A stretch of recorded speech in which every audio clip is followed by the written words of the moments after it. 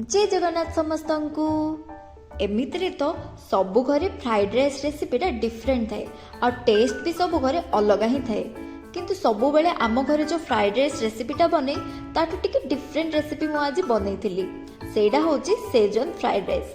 तो प्रथमे मु सब परिबा रसुण और पियाज को छोट छोट करके काटी देइछि। आपण माने आपण मानक मन पसंदर जहाँ भी परिबा नै परिबे।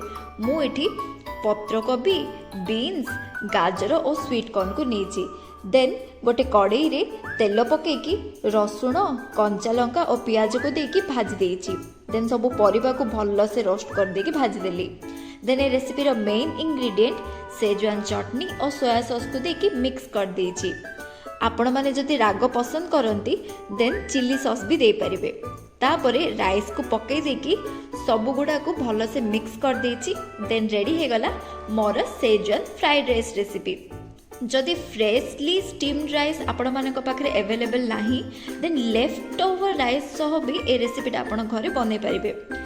इंस्टेंट रेसिपी घरे बनातु आ मते कमेंट सेक्शन रे जणातु आपण मानकु ए रेसिपीटा केमिति लागिला। Thank you.